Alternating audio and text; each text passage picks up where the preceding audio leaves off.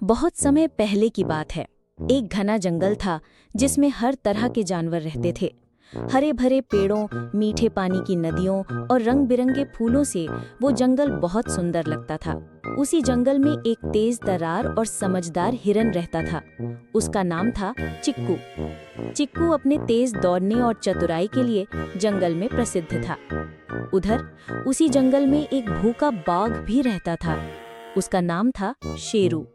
शेरू बूढ़ा हो गया था और अब शिकार करना उसके लिए पहले जितना आसान नहीं था।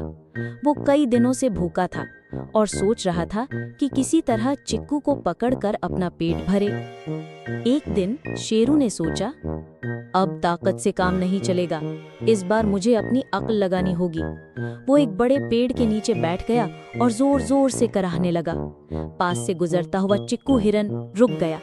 उसने देखा कि बाघ की आंखें आधी बंद हैं और वो दर्द से कराह रहा है।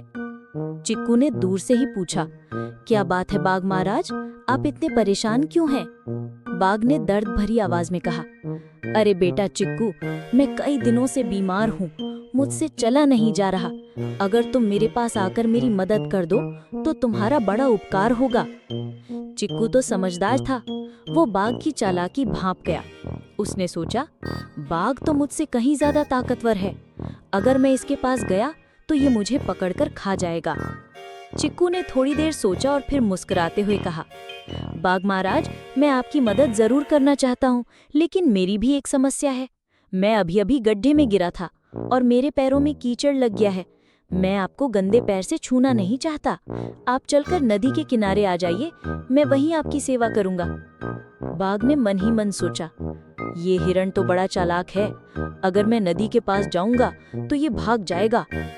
तभी चिक्कू बोला, बाघ महाराज, मैं अभी गांव जाकर और जानवरों से भी मदद ले आता हूँ, ताकि हम सब मिलकर आपकी सेवा कर सकें। ये सुनकर बाघ को अपनी हार समझ में आ गई। वो जान गया कि चिक्कू उसकी चाल में फंसने वाले नहीं है। वो गुस्से से दहाड़ते हुए बोला, ठीक है, जा, लेकिन एक दिन तुझे पकड़ ही लूंगा।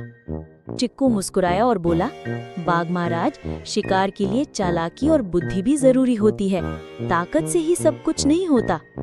इसके बाद चिक्कू जंगल के अन्य जानवरों को भी इस घटना के बारे में बताता गया। सभी जानवर अब और भी सतर्क हो गए। वे जब भी बाघ को देखते, दूर दूर रहते और आपस में मिलकर उसकी चालाकियों से बचते। कुछ दिनों बाद बाघ ने ये भी समझ लिया कि अब उसे अपनी भूख मिटाने के लिए खुद पर मेहनत करनी होगी और किसी कमजोर या बीमार जानवर को सताना ठीक नहीं। उसने शिकार करना फिर से सीख लिया, लेकिन अब वो कमजोर जानवरों को नहीं तंग करता था। चिक्कू की समझदारी की चर्चा पूरे जंगल में होने लगी। सभी जानवर उससे सलाह लेते और कहते, हमें भी तुम्हारी तरह चालाक और बुद्धिमान बनना चाहिए।